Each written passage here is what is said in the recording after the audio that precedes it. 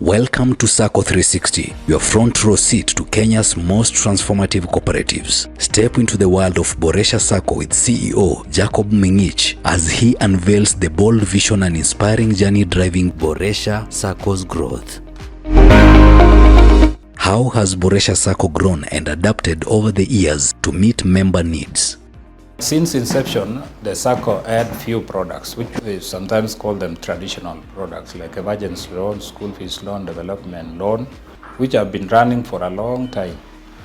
But with the opening up of the common bond in the year 1999, we brought in more and other sectors of the economy and membership who came to join Boresha SACCO. Initially, we started from teachers, but we moved up to the other county government officials or staff. We also went to other ministries of the national government and the rest. And our membership also grew and went to the farmers. We onboarded business communities within the region and other establishments, like, for example, the micro and small enterprises, so that we had the business community joining us now as members of the Boresha SACCO.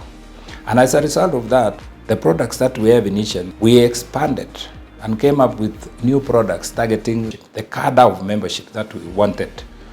And we also came up with farmers products, where we are calling it Kilimo Biashara.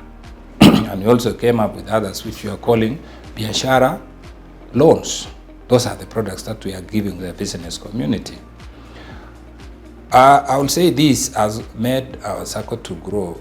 From the initial few members, we talk of 10 members from the start, up to 92,000. It encompasses all types of members and socio-economic areas that we have within the region.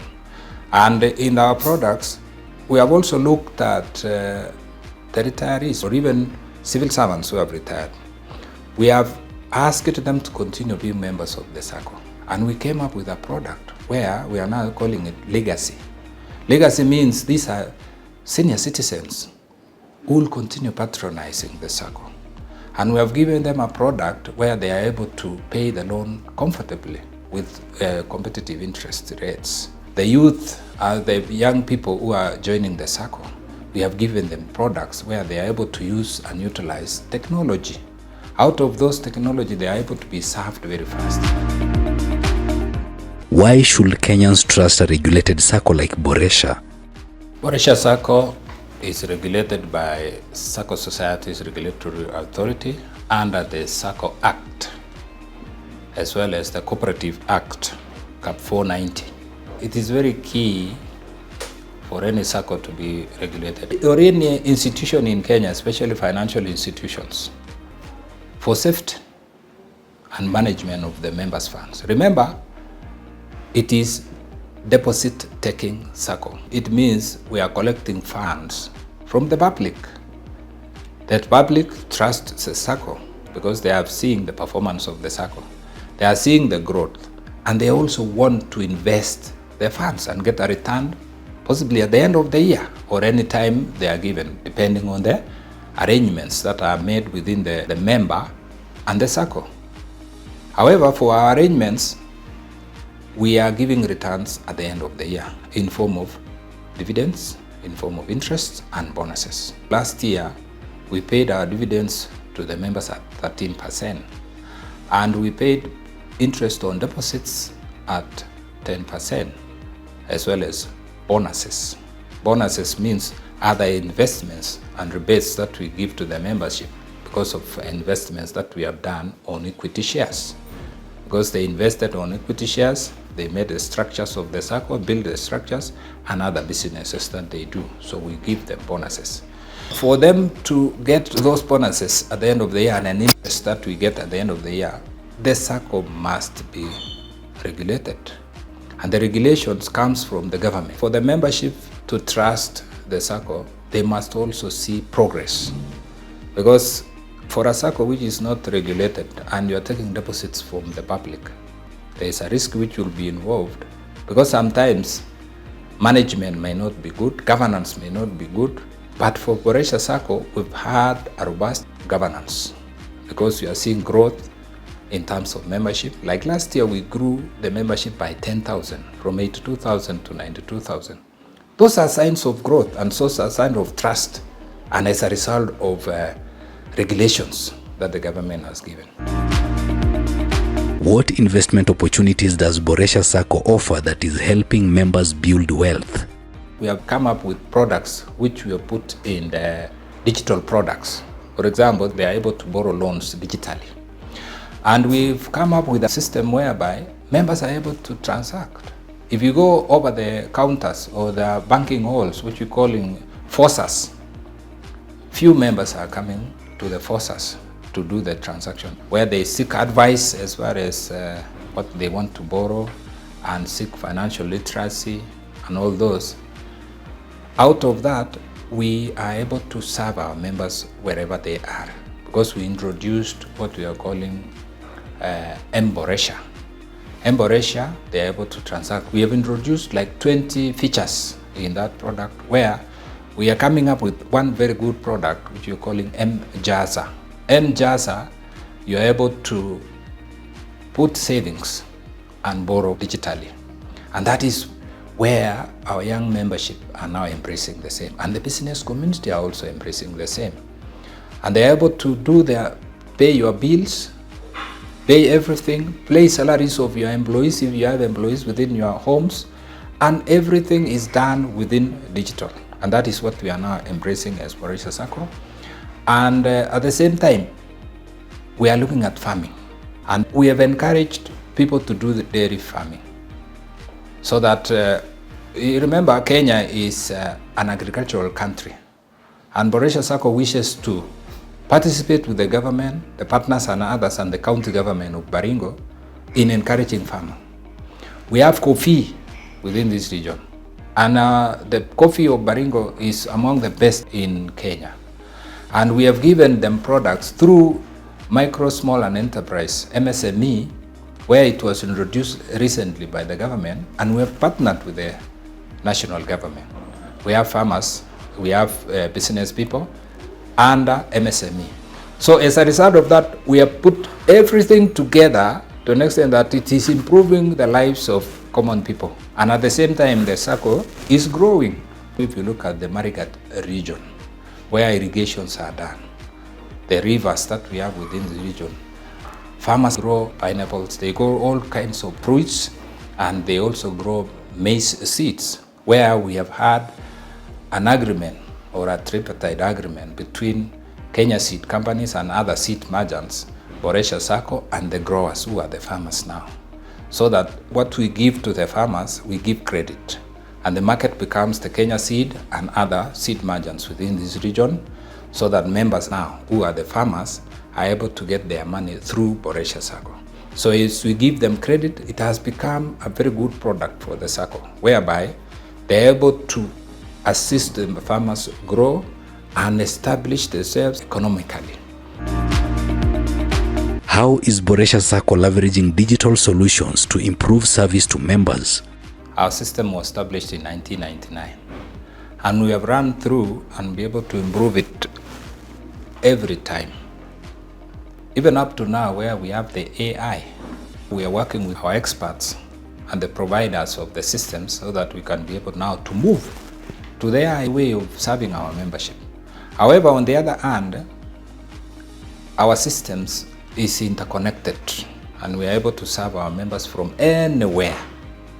For example, we have interconnected all our branches and using a radio link system, where a member in, for example, in Kabarnet or even Marigat, or even the farthest in Trans Nzoia, Kitale town, they're able to get the services comfortably within a very short time. Our systems are running very fast. If, for example, in Kitale, a member asks for a loan, we don't require the member to send the form all the way to head office in Mildama Ravine. We only scan that request, we receive it and work on it within the system.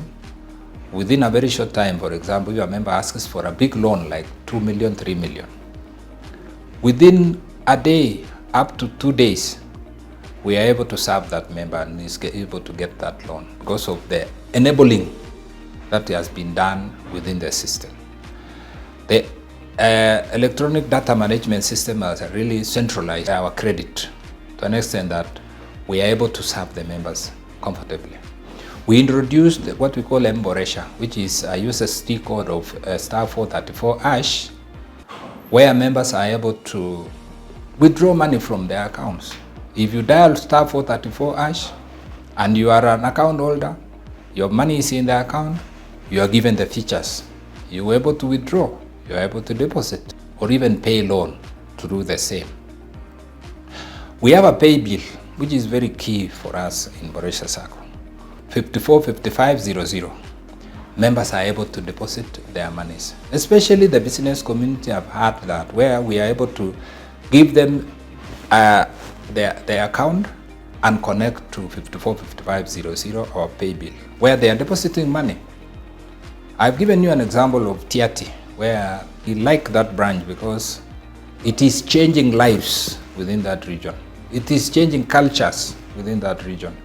So members are able to deposit. If you look at young men and women who are operating small businesses within that region, and even the other regions, they're able to establish what we call a pay bill and give them an account, and they're able to deposit money. A very interesting one here is in Tamboroa, what you call Mumberes branch. We have mothers, we have men who are selling potatoes along the road, and even onions and carrots.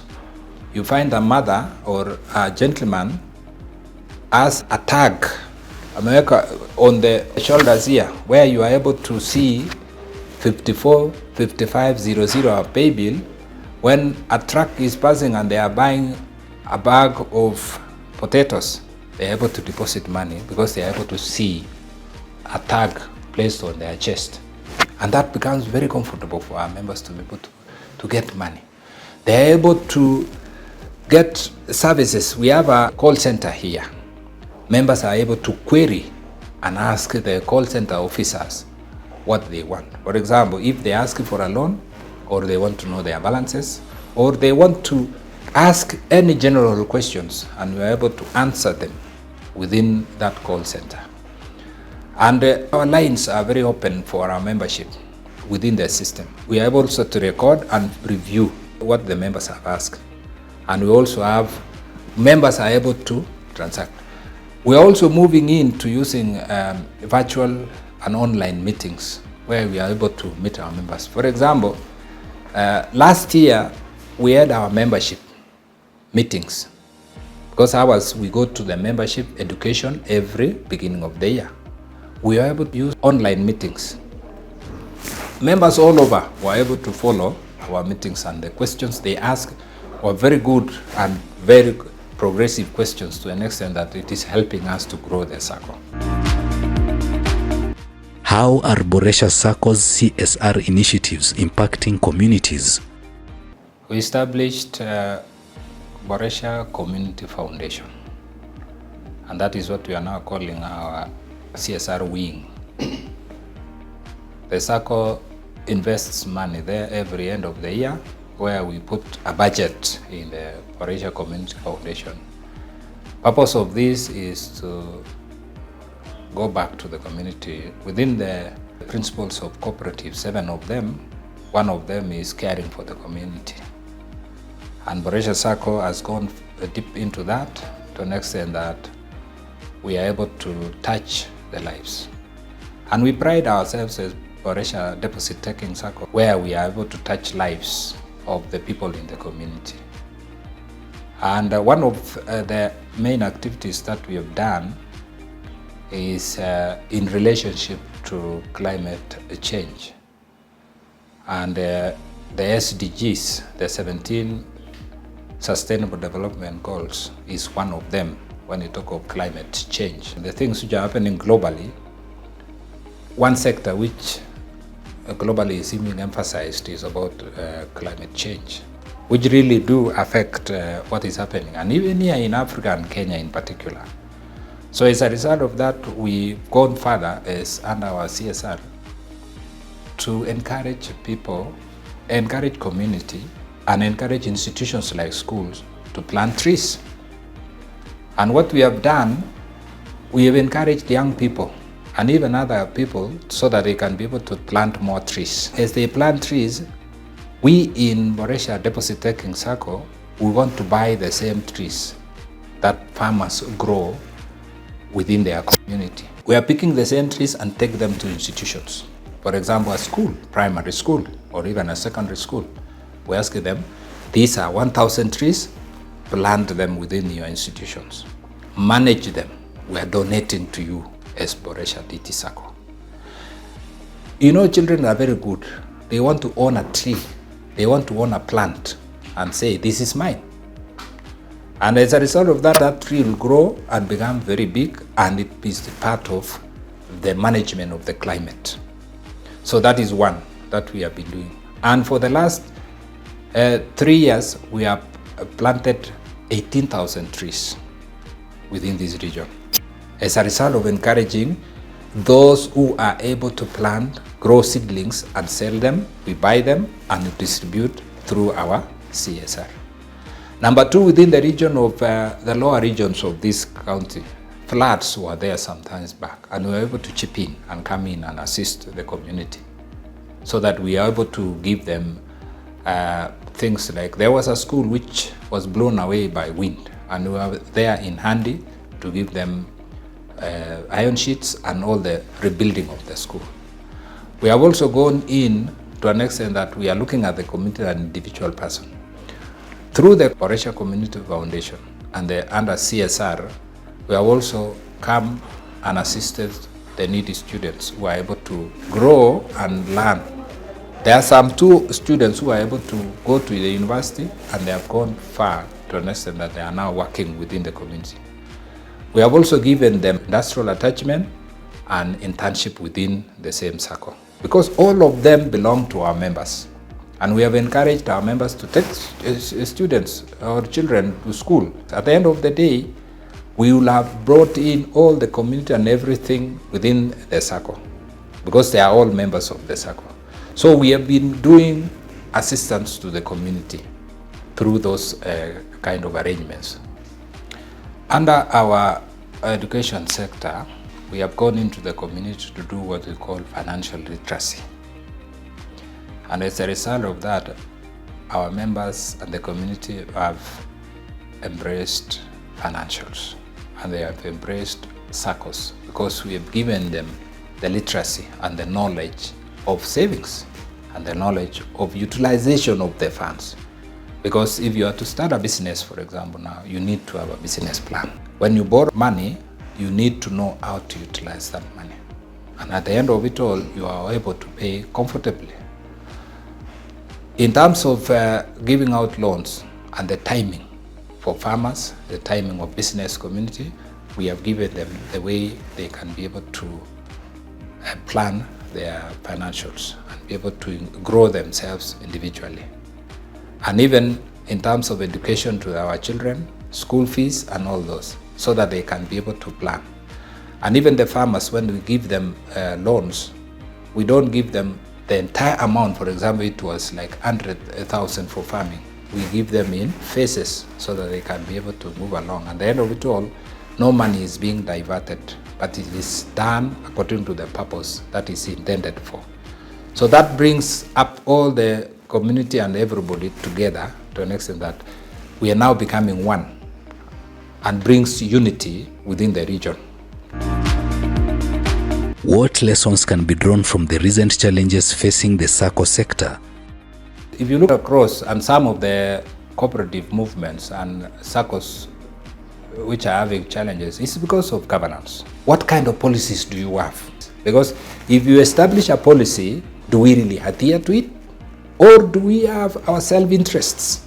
Because sometimes things to do with selfishness in terms of governance, for example, where you want to do your own things and enrich yourself very fast. Those are the things which destroy cooperative movement and SACCOs in Kenya. But we must guard against that and put our members first, and then other things will follow later. When you look at the policies that we make, the bylaws of the SACCO must be very strong and adhered to. And it should agree, the policy, the bylaw, and the regulations given by the regulator SASRA and the Commissioner of Cooperative, as well as the SACCO Act and Cooperative Act. All of them must be adhered to. And of course, an individual person must sacrifice the self things and put forward the service to the membership and the interest of the members who have entrusted us with their funds, because we must invest those funds given by the membership prudently and according to the standards given by the regulator. How does Boresha SACCO ensure long-term sustainability and commitment to members? Boresha SACCO is a going concern. It is a SACCO which is going to grow even to many, many generations to come. And I'm assuring our membership that Boresha SACCO is so stable in terms of liquidity and in terms of giving services to members. That is why we are able to give loans urgently to our members whenever they request. We are able to meet their needs at an appointed time where they say, I want an amount, I want this money, and I'm getting this service. We are able to give that advice to our membership whenever they need. I'm assuring the membership of the SACCO that we are a strong SACCO. That is why we are able to reach far. According to our strategic plan that we have established for the SACCO, we want to grow it and even go beyond 15 billion in terms of assets, where we are standing right now at 13.5 billion, and even become a close to #1 SACCO in Kenya, because other SACCOs of course there, but we are also working towards achieving the same. That will be translated to mean good service to our members, and members will be able to earn good dividends at the end of the year. What would you say to Kenyans hesitant about joining a SACCO? Membership who would wish to bring large sums of money to invest in the SACCO are welcome, and they can borrow within our credit policy requirements. So we are guided, and we don't prevent members to invest. There are small people who are able to invest money. There are big business people, because regulations from the regulator do not allow us to invest with non-members. They don't allow to invest with the non-members, but you must become a member first of the SACCO.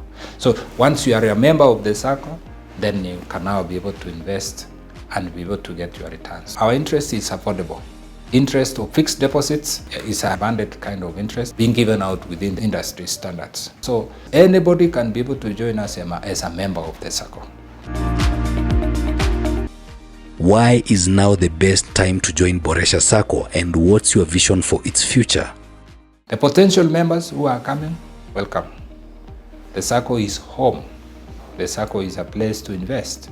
Boresha DT SACCO is a place to invest. We are looking forward to having every member of the community across the economy of this country, all the sectors, to be members of the SACCO, so that at the end of it all, anybody wishing to join Boresha SACCO, we are very open. Our contact lines are there for us to be able to reach us and get advice on what we are giving you as far as the SACCO is concerned.